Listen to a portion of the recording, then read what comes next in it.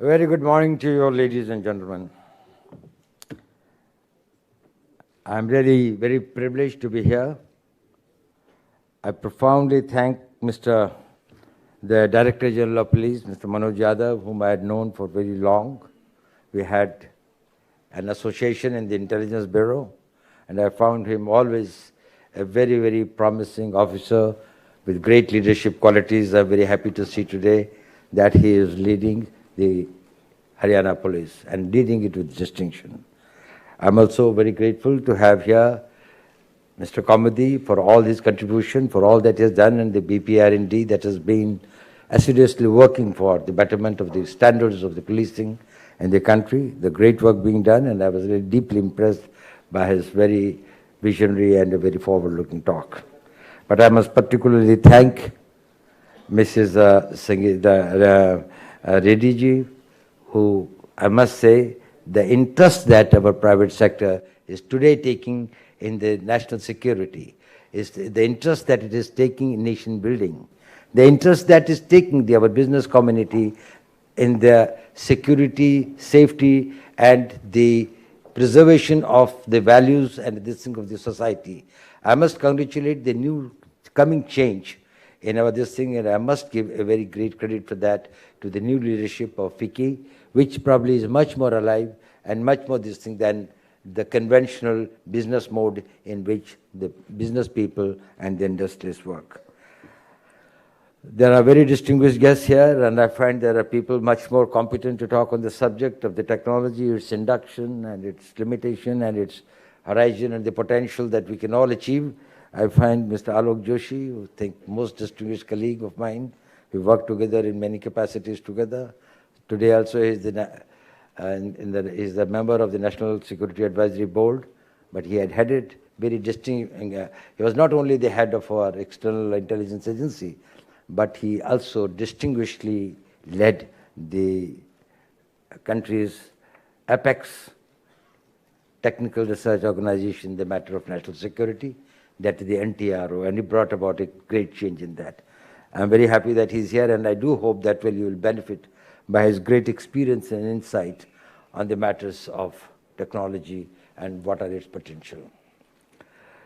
We've got some very other distinguished people, dignitaries here whom I can see, and they're members of the business, members of the academia, and my friends from the media.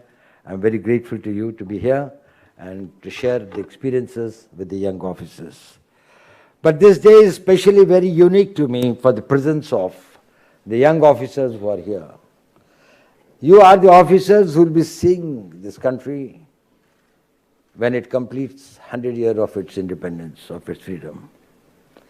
Between two of us, we cover nearly 100 years of seeing the police, getting associated with it, and while I am the only one in this hall who was born before independence. And you are the one who lived to see an independent India for 100 years. So probably,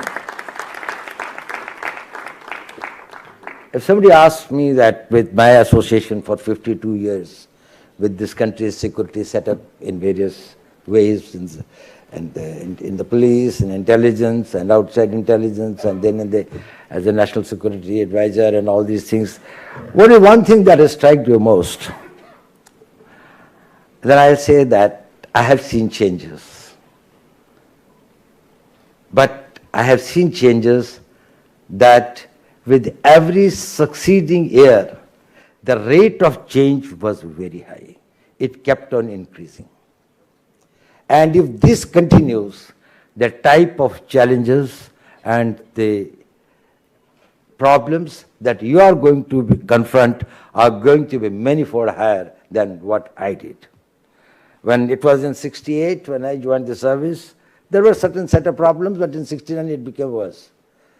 We got the left wing and other things and this, and then we got the insurgency, as you know, and it kept on multiplying. Terrorism wasn't there. Then came the terrorism, and with all succeeding decades and others, the new type of problems started cropping up, and the old ones started getting more confounded and more complex. And by this rate, when you would be ushering into a great new India of 2050, probably the problems would have confounded most. So that is one observation that I can see for certain. But I also am happy to see that the people who are going to solve those problems, lead the teams that will confront those problems, is very, very competent. I've got a lot of faith and confidence in your abilities, in your commitment, in your patriotism, in your sense of professionalism, and the way that you'll be able to lead it. So I have got while the problems will mount very much, probably the solutions will always be much more powerful, and you will be able to provide leadership for that. But whatever may change, everything changes. Everything that has changed in the past will change in the future. That is one cardinal principle of life. If from a child you have become young and you have changed, then this youth also is temporary. This also will change. Everything will change. So this will change, but there are certain things which I found, they do not change. And that is, there is a certain process in problem solving. There are two types of approach. Whenever we face a problem, a situation, a difficult situation that probably you will be facing, and you are facing actually every day in your respective districts, it consists of two elements. Some are constants, and few are variables. Everything that comes into this thing is your constants and your variables. You play with your variables because you cannot do much about the constants. You take them for granted. You have to take them for granted. If you are sitting in this room and three people with the AK-47 come and start this thing, we cannot find new doors. They are all constants. But we have got variables. We will find within the available opportunities what are the options that we are able to exercise. Now, what is leadership? And what is that I expect from you? Will you be able to change your constants into variables? Better the leader you are, more professionally competent you are, for you, the constants start becoming less and less. Technology is a great enabler, which reduces your constants, converts your constants into variables. I've got an eyesight, I can see for 100 yards if I have to see my target. Telescope is an enabler, it's a technology enhancer. So it turns my constant of sight into a variable that probably I can see 500 meters. When you induct technology, actually you are adding to your enablements. And the technology is not the only thing. Probably there are other things. There are other things also which enhance your capability to convert your constants. Constants are majburis. And we work on various constants. Thank you. Now, do you know why your role is very, very important in this transformation that this country is going to have?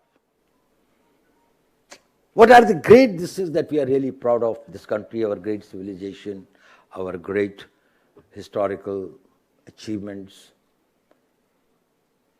a society that's on upsurge, an entrepreneurial class which has got a global thought and global thinking and is internationally competitive. But it's also because we're a great democracy. And the quintessence of democracy does not lie in the ballot box. Ballot box elects whom? It elects the people for the legislature, not for the executive. They take executive function, But essentially it is a legislative assembly or it is a parliament. Or this thing, it is for the legislative bodies. And what is a legislative body? It makes laws. So law making is the most sacrosanct job in a democracy, which is done not by a imperial this thing, or by a from the pulpit of a this thing from a religious leader, but it is done by the representatives of the people. And you are the enforcers of that law. So you are the lawstock where if you fail, democracy fails.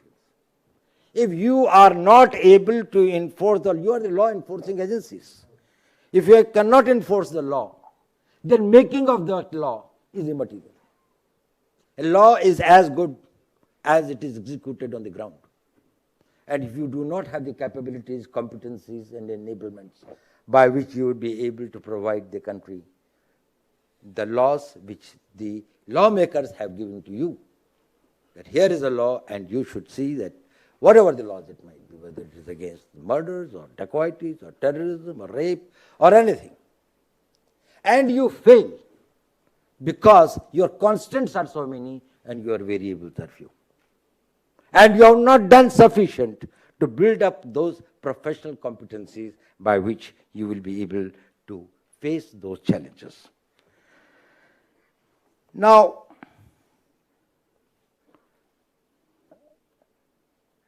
when I say that technology is a great enabler, probably I am not telling any great or revealing any great truth.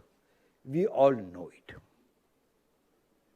But it is not only sufficient that there is a technology, and it is also necessary for you as practitioners to know that is why is it that in a country which has got the technology to hit at a satellite with an anti-satellite missile, or has got plans to go to the moon, or has got such this thing and can design working in the realms of the denied technology where the sanctions were this thing on us in the field of atomic energy, in the field of space, in the field of oceanography, the most rare technologies and others we have been able to do this thing, that still the same country does not have the adequate technology for policing in a village level or at a Kasbah level and at this thing. Where is that mismatch? Where is that gap? Why does it happen? I can understand that we are not aware of those technologies. We are also this thing that our leadership is not this thing. Our leadership is one of the best. I know how many of your 150 young officers who are sitting here, how many of you are graduates from the IITs and other engineering colleges and others, a large number of them. Every batch I get to know the list and I find that a good number of them are this thing. The standards of education have gone high. So if the technology is available, if the money and the resources are available, if the manpower is available, we are probably 25 lakh plus of the police force, both central and state combined together. तो ये होता क्यों नहीं है? ये technology आती क्यों नहीं? One of the reasons I will tell you what this is, and I want you to safeguard on that. Technology induction takes two routes. One is this, that you are not aware of anything. Somebody comes and tells you that there is a technology by which there is a face identification kit by you will be able to find a person whose this thing you are able to put, and then the scanning cameras would be able to focus on the man who comes there, and they will be able to say that this is the man. You take that technology. Then you try to train, you try to procure, then you try to supply, and you have this thing like that. It comes this way. It is a conventional way. And you have done well on that. Large number of things have changed. From the time that when I was an ASP or I was an SP of course, I was an SP for a very few months. I had been more in the intelligence. But anyway, so this process is slow. This problem brings about reform, but not the transformation. And there is a change, there is a difference between reform and transformation. Reformation is something when you learn from yesterday's experience and see to it that tomorrow that mistake is not committed. You have reformed that. Transformation is thinking about tomorrow and planning for that. Forget, history is history. Whatever was a mistake in the past has been done. We will change for tomorrow. We have got no this thing about yesterday. Yesterday, to the extent that we can learn some good or bad lessons, that's all. Otherwise, we plan for tomorrow. We are preparing for tomorrow's war, not the battle of Plassey that we might have lost. So we don't have to find the new bazookas and with the new ignition systems and have to fill this thing with the gunpowder and all that. Probably we have to think about how we'll have the space domination. There is another way which I think would be a way I would like you to do. That is, your approach to technology induction is from the consumer requirement to identifying and exploring where are the technologies to find that. If you are in your day-to-day working in a police station, if you are beat constable or the people who are having counter-terrorists, who are fighting terrorism or who are in left-wing extremism areas, they face certain problems. They face certain situations. Then they try to find out, are there technological solutions? And they may not be something which is the great technologies. Even some applications, innovations, probably may make it easier. There, if the technology induction comes through this route, actually it starts growing from down to up. Now, for example, I often give this example and others, that you tell, the first category is the catalog category, which I call the cataloging. Somebody shows you the catalogs, presentations, you see them, you're deeply impressed, you find, yes, it's very good, and well, probably I can use it in 10 ways. It does, but it always remains at a creamy layer. Its percolation is very time-consuming, goes very slow down. So you'll find that if I go to some elite group of the IPS officers and others, they give me something and they talk me about technology. 30 kilometers away, I go to a police station of that district and others, and I find उनके पास तो लिखने के पास pen भी नहीं है. उनको ये भी नहीं पता कि कैसे होता है. They are still at the subliminal level, which probably they were whatever years back, 8 years back or 9 years back. They are still there. They are not moving up. But if you can find the solutions to their problems, not from catalog to the ground, but from ground to the catalog. Identify in your day-to-day working where you can use your technologies. All of you are very much computer savvy. How much we can make our police stations and people below that, this thing on the computer. How much of it this thing that we can give them that a beat constable has got the technology gadgets available with him by which he can find out if there is a vehicle that he stops, that he can find out whether it is known is that it's a stolen vehicle or it is a vehicle which has got a fake registration card and others. After all, what is he checking? If you say that these are the 5 things that we are putting a Naka party and we are going to check, then he must know how can he check. You think that anybody would be able to remember the numbers of all the stolen vehicles or number of all the vehicles which have been which have gone out of road for last 10 years or which are no more in operation? Technology can make it possible. So let us try to identify the problems. After you identify the problems, then you approach the academic bodies, you approach the industry, you approach the scientific organizations in the country, like NTRO is one, DRDO is another, we have got so many other scientific labs and others, to provide solutions. They will not provide you 100% solution. That they will provide you 20% solution, 30% solution, 40% solution to those things. In case you are facing that your vehicles are going in often, there are booby traps or there are mines which are laid under that and they're broken. Is there something by which you find that every vehicle can have some sort of a sensors by which 10 meters before it goes, it can find in case there is a laid down mine over there? Now, I am not telling that this technology is there, or it is not there, or it can be made, it cannot be made. But did you identify it as your need? Thereafter, after identifying this need, then did you tell the DRDO or the concerned organization it is possible? If they say that yes, we can find a solution, good enough. If they say it is not possible, good enough, then you know that, well, you have to find some means other than technology support to do this thing about it. And there are various other things that you can think of. Now, maybe that my example is not very right, but it is just an illustration, because today we know we have got the road opening. Even, for example, the road opening parties, from Jammu till it comes to this thing, whenever we have got to these convoys to have to go another, the road opening parties are taking roughly about 40 companies, starting from 4 o'clock in the morning up to 2 o'clock in the night. That is, not only that they have to clear the entire road, but they have to physically stand along the road for 180 kilometers. Because the army convoy has to pass through that, in the arms, ammunition, supplies, and whatever are to go from there. So they have to physically, they have to do it twice a week. Now, can there be something that we can preserve this amount of force of the road opening parties by some superior technologies? Maybe that after the road opening and this thing has been done, is it that the helicopters can, or the drones can, this thing over that, and they can see if there is any movement on the road, or anybody is digging or putting a mine? So, the point I am trying to make is, identify. You can never find a problem, you can never find a solution to a problem that you cannot define. You have to first identify the problem, define the problem, then find the solution.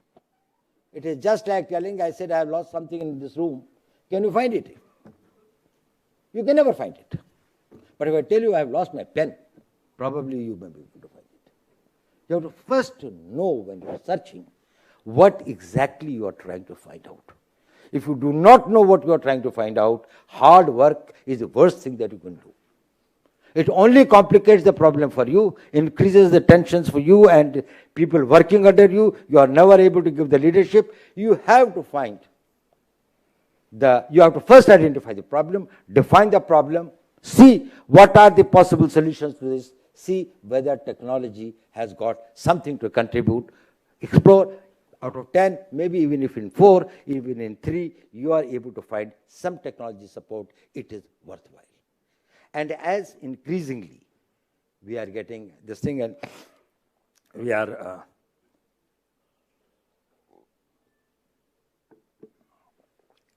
finding that the technology can come to the support of policing in various ways.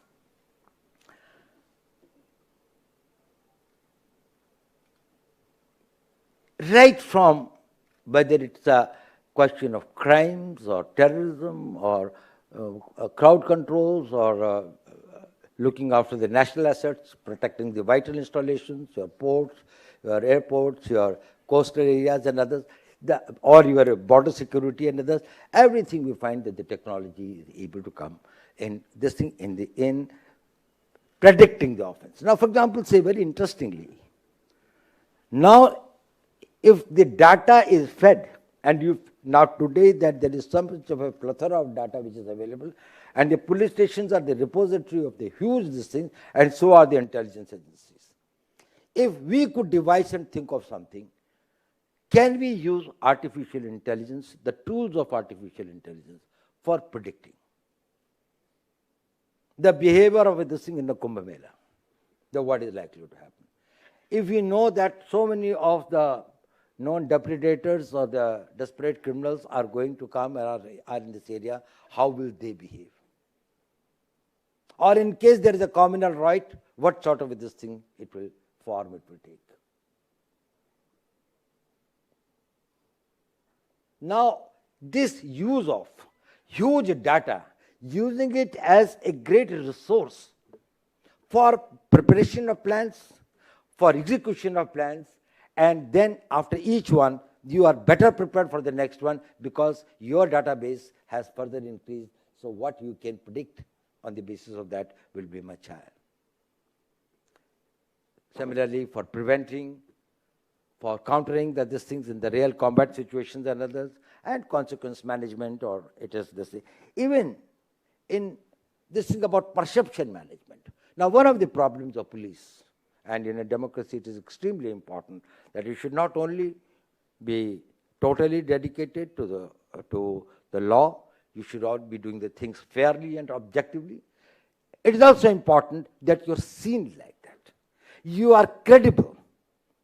You are known and your institutional this thing is there, but then people will take one stray aberration somewhere of some policeman having done something or this thing, and that will be the headline. And people think that probably he is the standard prototype of the policeman multiplied by 25 lakhs, and that is what the Indian police is all about. It is not so.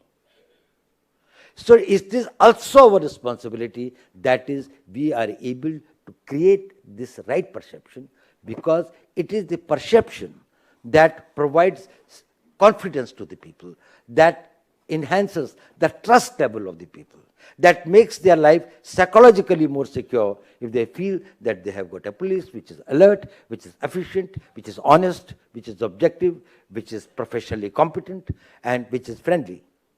That gives them the sense of confidence that, okay, in this society we feel very, very secure. I feel very secure. A mother feels secure when her child is going to school. She knows that he will come back home safe. Now, can the tools of technology be utilized for perception management? So many, the Prime Minister in one of his speeches last time had said, कि अगर हर एक थाने में एक भी अच्छा काम एक महीने में भी हो, where you have helped the poor or the destitute, where you have helped the people in floods or in disasters or in other these things, or crime-ridden or in communal-ridden areas and others. And if all the police stations load it on these things and see that through the social media and others, it can lead to the message can go to the people.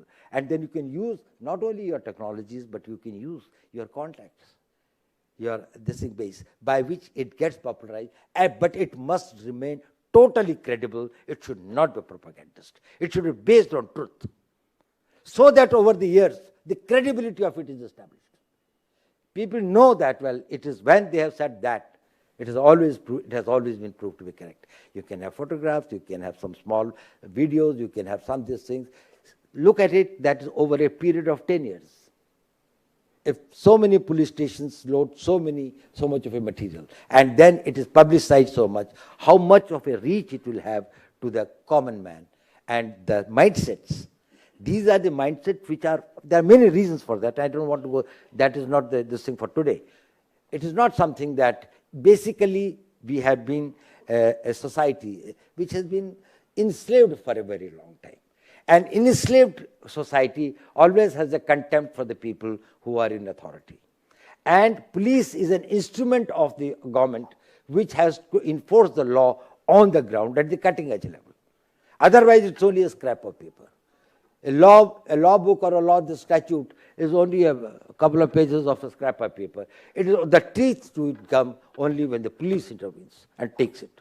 Since you have to do that unpleasant work, and since it's the mindset that the man who enforces the law is the ruler, and we are the ruled, or we are the slaves and they are the masters, that gives them the thing of that, a certain amount of an aversion. In a democracy where they feel themselves politically empowered, which they rightly should feel, they probably grudge that. So it takes a form of resistance. And that resistance leads to the police vehicles being lit on fire, put on fire, or this thing. They do not know that they have paid for it. They don't belong to the police. They belong to them. The day the society starts realizing that the property of the police or the police vehicles that you are burning today is actually your own money, your own vehicle that you have this thing, it is not getting deducted from the salaries of the policemen. It is only the taxes which are going to this thing, they are going to be enhanced, because the government will have to find these new vehicles for equipping them. Now, once they start feeling, how do we bring about the societal change where they feel that it is the police which is for them, it is the police for which they are paying, it is the police which is there to serve them and serve their best interests. If that realization will take time, and it has already started changing, thanks to people like Ms. Sangeeta Reddy and others, that they are trying to bring about that transformation. But the point is this: can technology enhance that process? Can it make it faster? And if it can, please try for that. Use the technology, use the applications, create your new applications, think of new innovative methods. And you also know that is in changing the human mind. Maybe that you may even like to contact some social psychologists who are also the scientists by their own right. You may also like to examine the psychology of the people in which you are posted.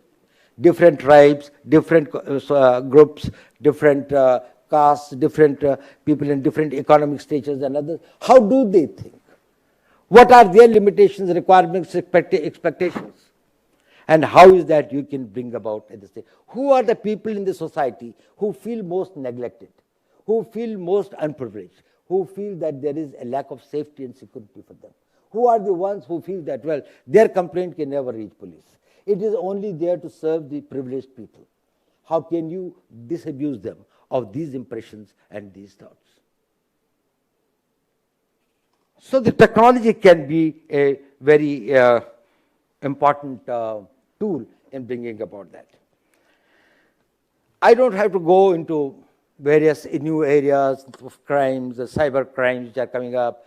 You know, we used to talk about the normal surveillance systems and others. Now, how do we protect our people when we have got the satellites which are probably doing the surveillance all around the world, and the SWATs and these things are so accurate that they can probably find out from the space what all is happening here. We are having new threats from the drones. That is, earlier we were thinking that probably the weapons are being brought by some couriers from across the border. Now the drones are being sent from there with this thing of the arms, ammunition, and the explosives. Somebody flies it from the one side of from some other country, and they are getting into our country, and the people are collecting those equipment and then passing it on to the terrorists and the anti-social elements. So they will keep on multiplying, and they will have this thing, and will find the solutions. I do not want to go into that, but I want to tell you one thing. And actually, the DG, Mr. Manoj Yadav, told me that I should mention about it, and actually I think it's a very important aspect. Technology induction does not mean how much you 150 IPS officers here and many of your other friends and colleagues outside, how technology savvy have you become. That is important, but not adequate. The real transformation of this thing is there when the last man becomes technical savvy. I said this point, but I want to reiterate it. Their skills, their knowledge is most important. Your ability to enhance their technical capabilities and induct technology in their lives, in their working and their functioning will really give a quantum jump, an orbital shift into the level of policing. And this fact, as police leaders, you must understand. I want to relate to you a small story. Why Shivaji Maharaj was a great leader. He understood that the skills of the people are so important. He was once going in his horse. When he found that there was one man who was carrying some sort of a blade in his hand, it's known as danpatta in those areas. He will fly it, and then a bird will come down, its neck severed. He was really astonished to see this man. So he brought him. His name was Jiva Malla. He trained him, got him superior type of these things, and this Jiva Malla continued and put him in his bodyguards. Now when in Pratapgarh, after the battle and others, he went for Afzal Khan's, this thing, and Afzal Khan said that let us have a peace, we will talk it out, you also come unguarded, I will also come unguarded. So what was agreed is that 10 people will come up to the arrow distance, that's about 100 meters above. And then only one man will go up to 10 meters. So Shivaji took this man who in last 7-8 years had perfected that art to that level. that he was the thing. So this Jiva Malla was put about 10 or 15 yards this thing on the site where they were going to meet. And from the Afzal Khan side, it was Banda Sayyid, who was a great swordsman, about 6 feet 4 inches, a person who had come from Uzbekistan and others, and who had been this thing, who was a great swordsman. And he was his bodyguard. After they embraced each other, and Shivaji, when he tried to hit him with his sword, and Shivaji, this thing like that, Afzal Khan was about to die down, Banda Sayyid came with his sword to strike at Shivaji.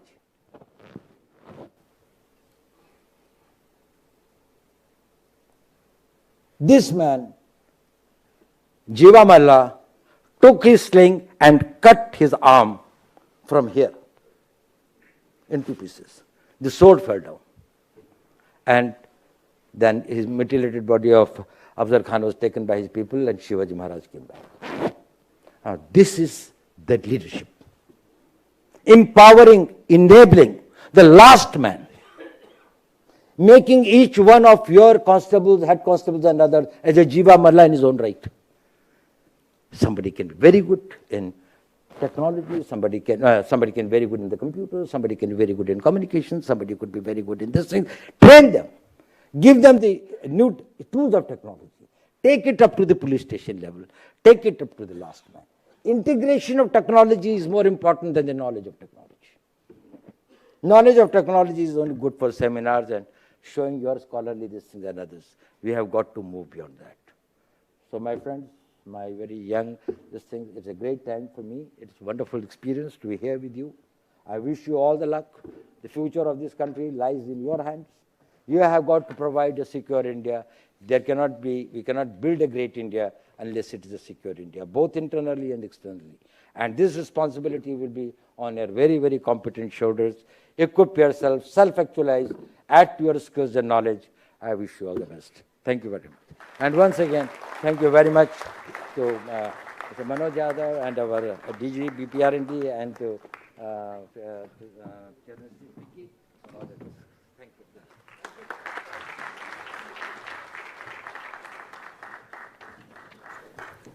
Thank you so much, sir, for such an outstanding speech, and which was very, very inspirational.